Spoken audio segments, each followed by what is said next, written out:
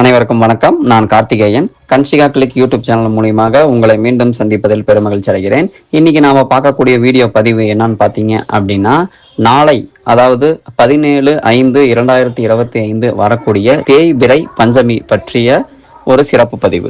இது வரைக்கும் நம்ம சேனலை நீங்கள் சப்ஸ்கிரைப் பண்ணல அப்படின்னா சப்ஸ்கிரைப் பண்ணுங்க, லைக் பண்ணுங்க, ஷேர் பண்ணுங்க. உங்களுடைய உற்றார் உறவினர் மற்றும் சகோதர சகோதரிகளுக்கு இந்த ஆன்மீக பதிவை ஷேர் பண்ணி நீங்களும் பயனடைங்க, அவங்களையும் பயனடை வைங்க. வாங்க வீடியோக்குள்ள போகலாம். தேய்பிறை பஞ்சமி.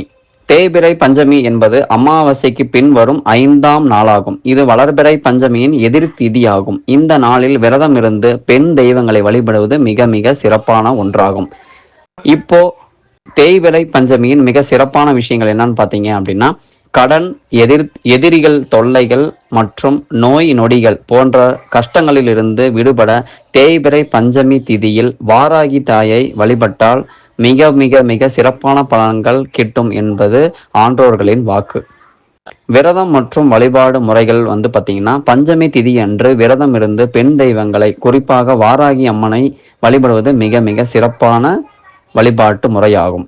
அதாவது பஞ்சமி என்பது சந்திரனின் இயக்கத்தை அடிப்படையாக கொண்ட இந்து கால கணிப்பு முறையில் 15 நாட்களுக்கு ஒரு முறை சுழற்சி முறையில் வரும் ஒரு நாளை குறிக்கும் திதியாகும். இந்த நாட்கள் பொதுவாக திதி என்னும் பெயரால் அழைக்கப்படுகிறது. அமாவாசை நாளையும் பூரணை நாளையும் அடுத்து வரும் 5வது திதி பஞ்சமி திதி ஆகும். பஞ்ச என்னும் வடமொழி சொல் 5 என பொருள்படும். 15 நாட்களை கொண்ட தொகுதியில் 5வது நாளாக வருவதால் இந்த நாள் இப்பெயரால் அழைக்கப்படுகிறது.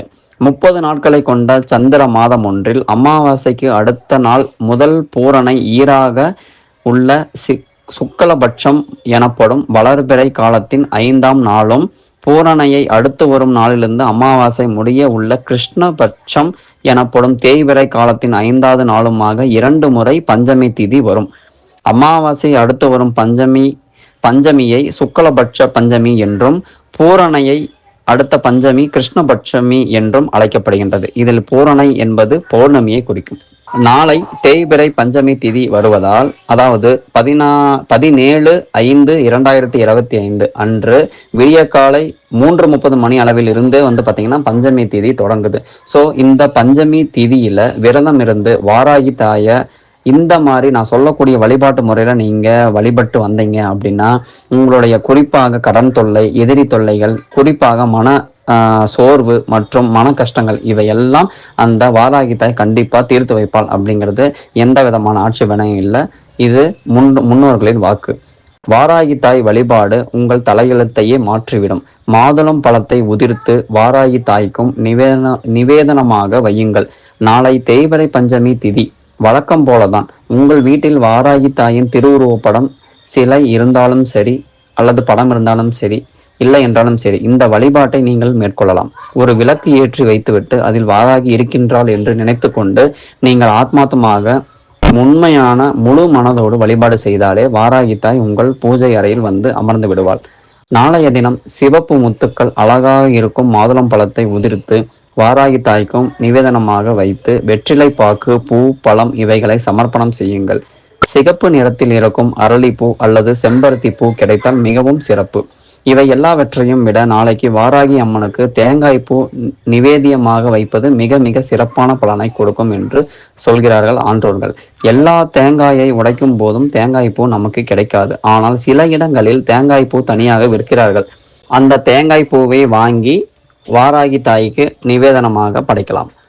ஒருவேளை உங்களுக்கு தேங்காய் பூ கிடைக்கவில்லை என்றால் தேங்காய் துருவி அதில் நாட்டு சர்க்கரை சேர்த்து அதை வாராகி அம்மனுக்கு நிவேதனமாக வைத்துவிட்டு வாராகி அம்மனின் மந்திரத்தை தெரிந்தால் அதை சொல்லி உங்களுடைய கஷ்டங்கள் எல்லாம் தீர வேண்டும் என்று மனதார பிரார்த்தனை செய்து கொள்ளுங்கள்.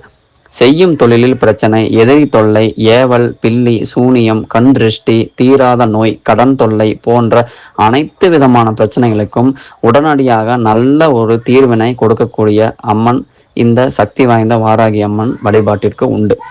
உண்மையான வாராகி தாய் வழிபாடு உங்கள் தலையெழுத்தையே மாற்றிவிடும். உங்கள் தலையில் அந்த பிரம்மன் எவ்வளவு கஷ்டங்களை எழுதி வைத்திருந்தாலும் சரி, அதை புரட்டி போடக்கூடிய சக்தி இந்த வாராகி தாய்க்கு குறிப்பாக இந்த வழிபாட்டிற்கு உண்டு. அதிலும் நாளை தேய்பிறை பஞ்சமி திதி என்பதால் கஷ்டங்கள் அனைத்தும் தேய்ந்து போக இந்த வழிபாடு செய்வது மிக மிக சிறப்பு. வழிபாட்டை முடித்துவிட்டு நிவேதனமாக வைத்த பிரசாதத்தை வீட்டில் இருப்பவர்கள் சாப்பிட்டு கொள்ளலாம். உங்கள் வீட்டின் அருகில் குழந்தைகள் யாராவது இருந்தால் அவர்களுக்கும் பிரசாதத்தை கொடுப்பது மிகவும் சிறப்பு. கலியுகத்தின் கண்கண்ட தெய்வமாக போற்றப்படும் இந்த வாராகி தாய் வழிபாட்டை மேற்கொண்ட ஒரு சில நாட்களிலேயே யாராவது ரூபத்திலோ வந்து நான் இருக்கிறேன் உனக்காக என்று இந்த தாய், ஓம் சக்தி தாய், வாராகி தாய் உங்களுக்கு உணர்த்திவிட்டு செல்வாள். இந்த பதிவு உங்களுக்கு பிடிச்சிருக்கும்னு நினைக்கிறேன். இது போன்ற ஆன்மீக பதிவுகளை உடனுக்குடன் தெரிந்து கொள்ள நமது சேனலை நீங்கள் சப்ஸ்கிரைப் பண்ணுங்க, லைக் பண்ணுங்க, ஷேர் பண்ணுங்க. உங்களுடைய உற்றார் உறவினர் மற்றும் சகோதர சகோதரிகளுக்கு இந்த ஆன்மீக பதிவை ஷேர் பண்ணி நீங்களும் பயனடைங்க, அவங்களையும் பயனடை வைங்க. நன்றி, வணக்கம்.